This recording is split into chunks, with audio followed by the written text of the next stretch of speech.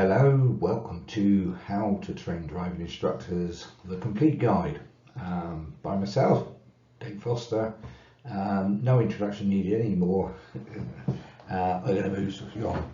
Well, we're coming to the end of the main part of this course, but I thought it wouldn't be complete without talking about standard check training, because you guys as instructor trainers teaching part 3, part 2, you may as well bang on part standard check training, because it's exactly the same work, it's exactly the same standard, and it is an awful lot of call for it. I do a regular Wednesday evening surgery. It's a Wednesday evening surgery of which people can come in and just ask questions, and I open this up to anybody in my group and other groups. There's no selling and everything there. And often I get trainers from all over the country, and some of which sometimes they say, they could do with a little bit of training. But it's very difficult for me to recommend anybody, because I don't know whether that person that I would be recommending would be just teaching them preset tests, etc.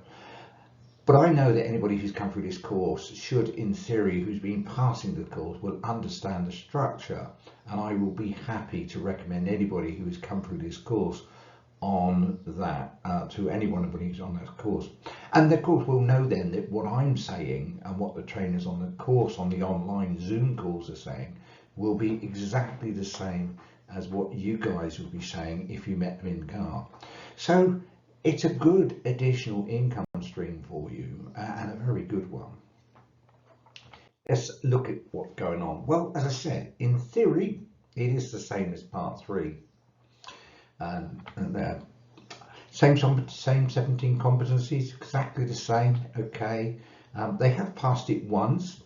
Okay, we'll look about the problems with that in a moment. They still use a pupil for test, exactly the same. It's the same amount of time and rules as a part 3 test. And the pass mark has been spoken about going up to 33. Now, I'll come back to, they passed it once, so they should be okay. Unfortunately, what we know is that most trainees, most instructors, once they pass their part 3, they just think, right, I don't need to be doing with any of that no more. And they go back to just teaching however they want. Which is generally they're just driving around really with no real structure to their lessons.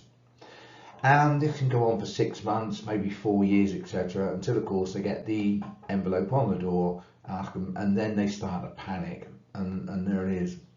To me, this needs to be built up literally from the moment they pass. If they pass their part 3 test with a 31, 32, 33, they really need to be working on things, because if they slip at all or let anything go, the reality is they're actually probably only teaching at a 27. They're teaching at a very low grade, and then they're trying to play catch up.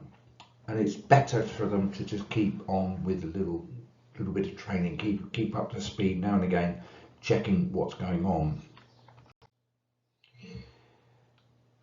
So the problems that we have, well, as I say, most instructors when they pass part 3, they just go off and do it their way. I don't need to worry about all that. I mean, it's what I was just saying just now.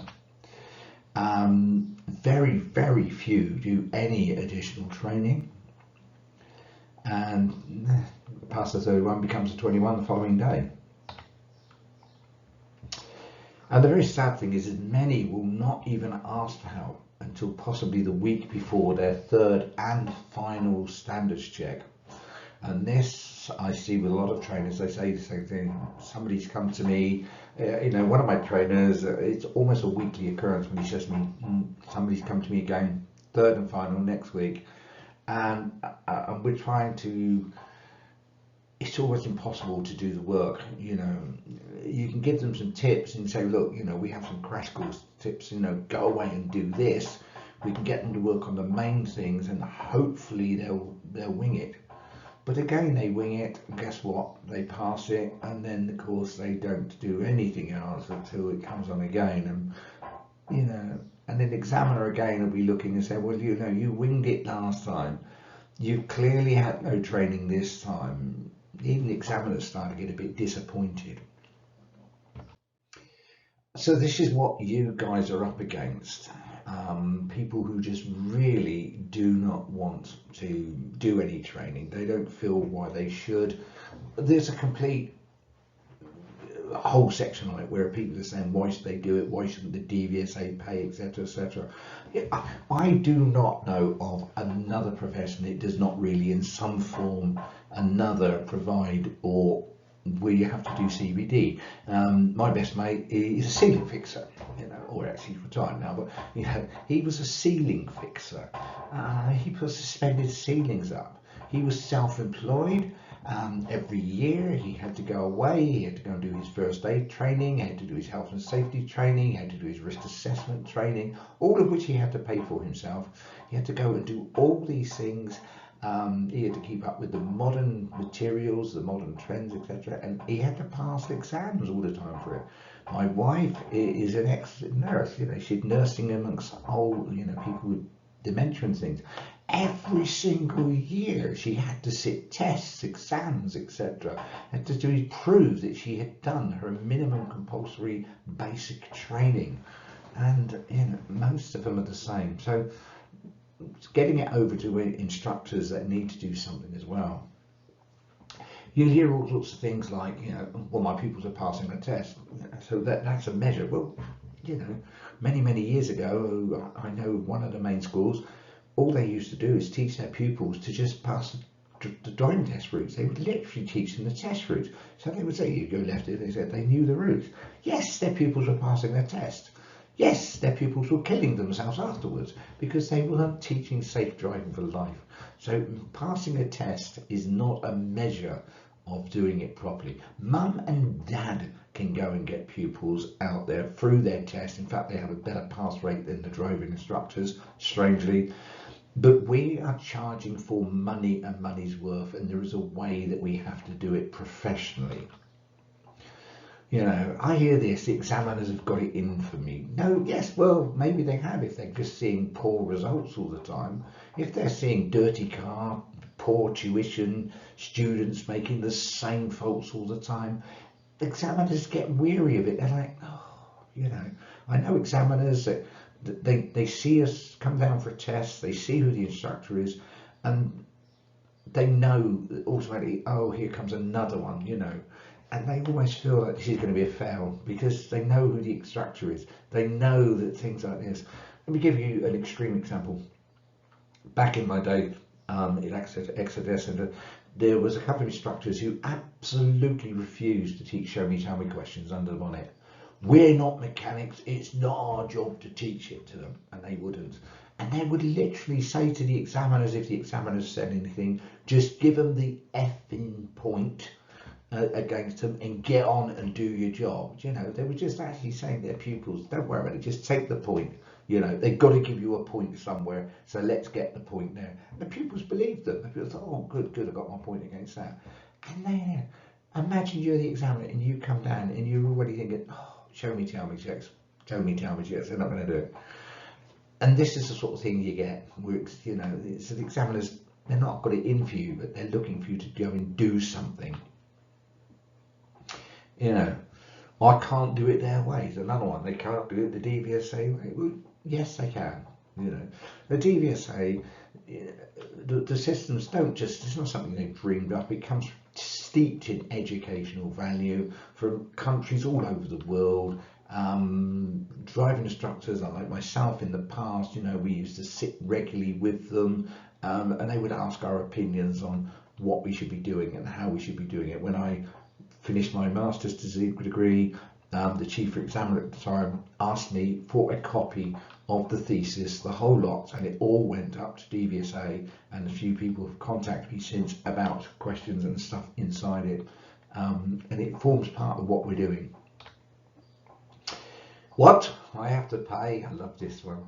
The ones that come up to you and they're like, oh, I've got to pay for this. Well, yes, of course they've got to pay for your time. They almost think that the DVSA is going to pay your bit.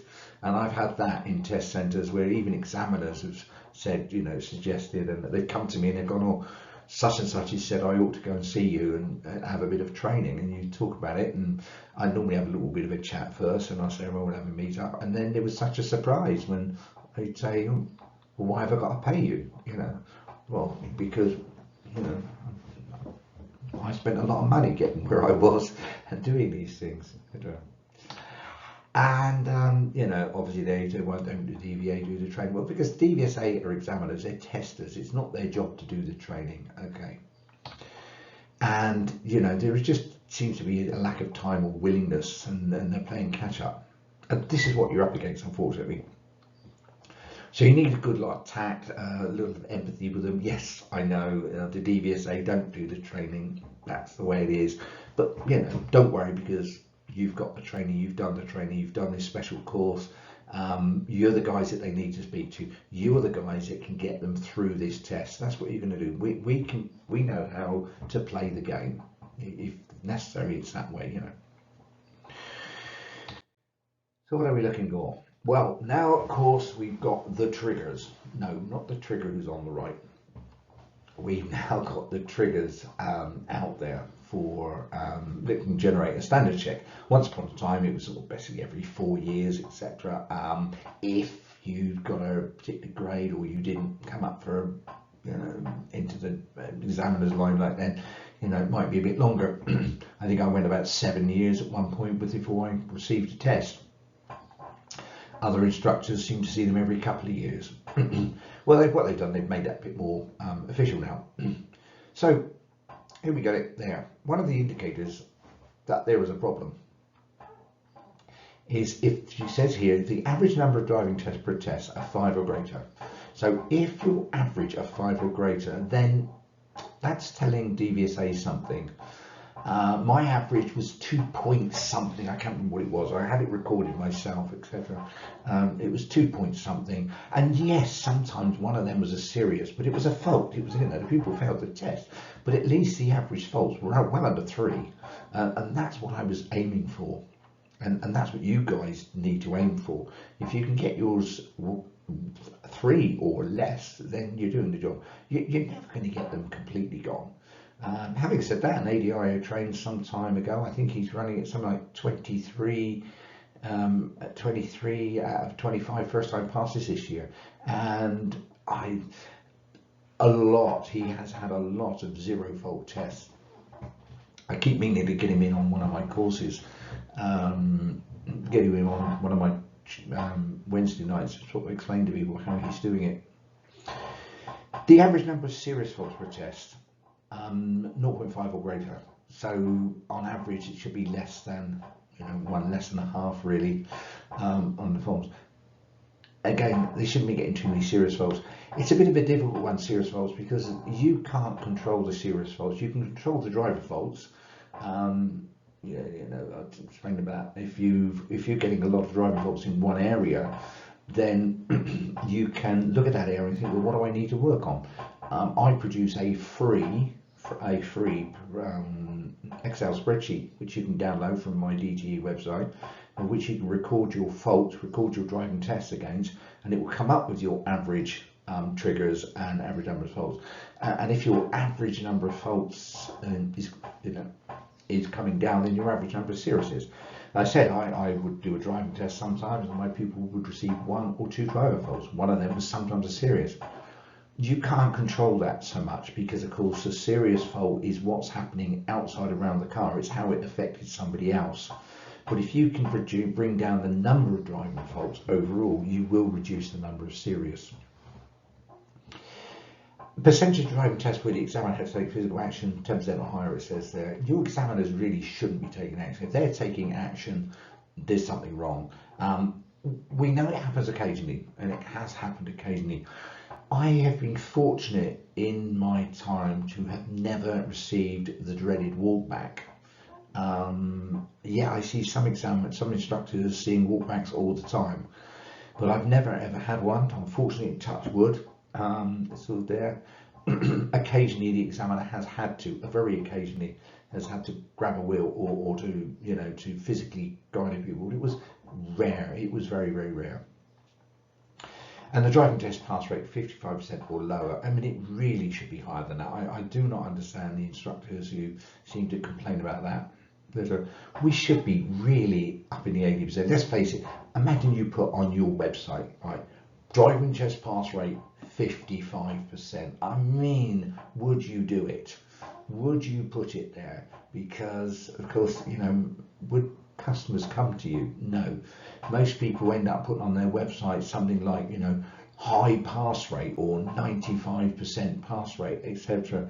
Because in week 3 and 4 they manage to get no fail and they sort of do it there. But if you're being genuine there, so those are the triggers and those we need to look at. Now, as I said, what you really need to work on is the number of driving faults. It's the one at the top. Use a spreadsheet or find some way of recording your faults against the areas on the failure sheet, DT-25, and look at where you're getting the most faults. When I first did this back in 1900 and frozen to death, when I first looked at it, I was surprised to see that I seemed to be getting a lot of gear faults and a lot of positioning faults, and I thought, where are they coming from? Oh, I decided to when I saw the next positional fault come up with an examiner or the next day, I decided to ask their advice. So I spoke to them and asked them, you know, what was that for, etc. I've noticed I'm getting a lot of these. And they talked to me and they were very helpful. In fact, they love being helpful in that one, makes them feel really nice and big. So I decided to work on those areas until I eventually brought them down, and I brought them down, and then I noticed there was another area that was there, until eventually I was bringing an overall number of faults down and down and down and down, and eventually I got it to the 2 point something that it used to be. But of course, if you're in overall less faults, less driver faults, sorry, less serious faults, you know, it all works. So work on the average number of faults first, really. I don't think you can do much about the others.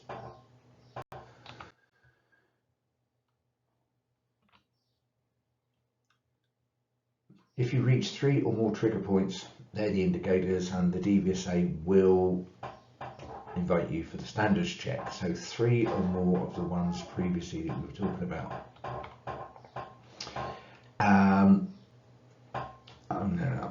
You might still be asked, even if you don't reach them, you might still be asked in for check test. You're almost certainly going to be asked in a check test or standards check for each period of your 4-year registration anyway.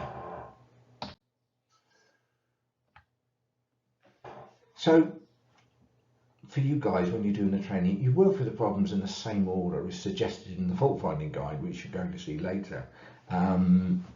Very often one of the first things I see is instructors are just not setting goals. If they're not setting goals, you can't achieve targets, etc. It's nearly one of the first things I work on.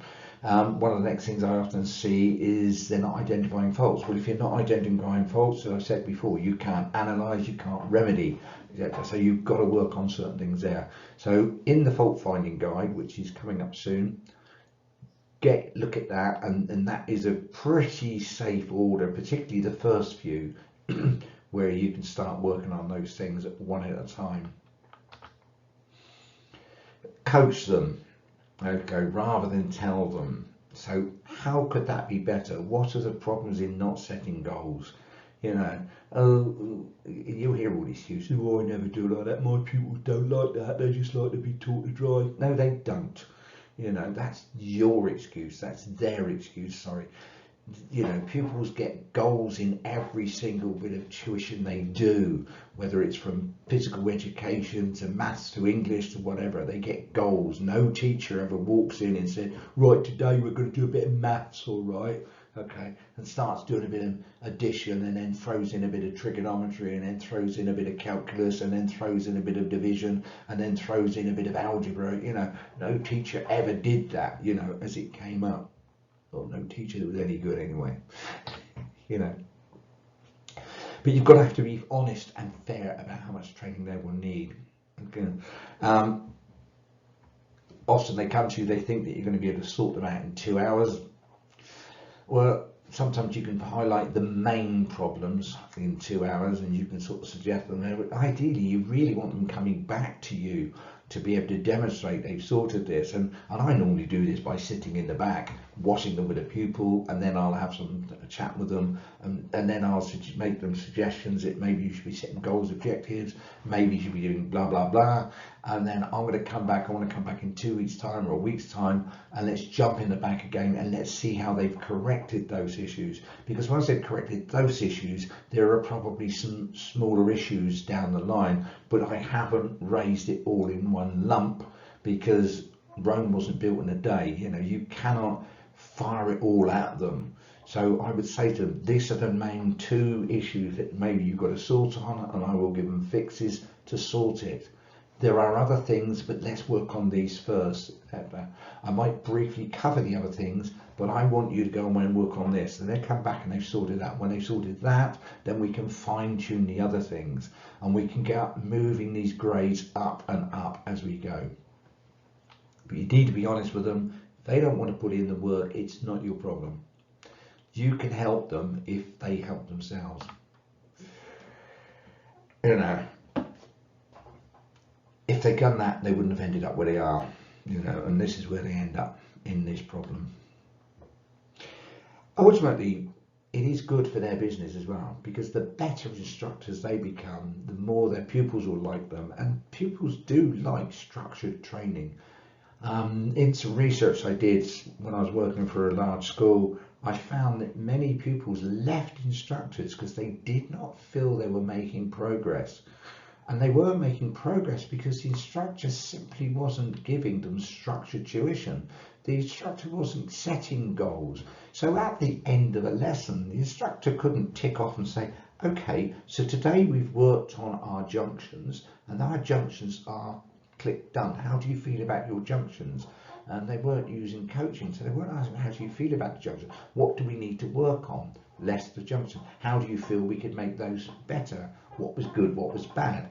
And so they were. But then you have these conversations with them, they start to feel like they're making progress, and it works. So all this is good for their business. And finally, I want to stress, the information that has come to you comes from the DVSA.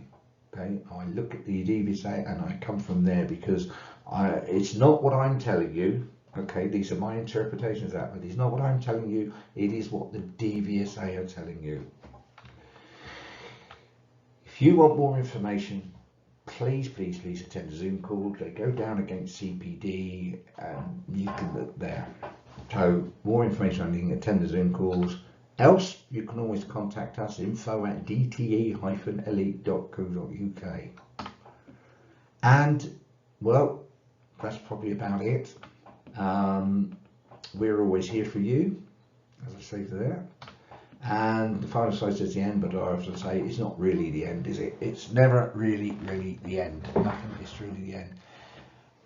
I hope you enjoyed this. Have a great day's teaching. Have a great week's teaching. And we'll see you on the next one.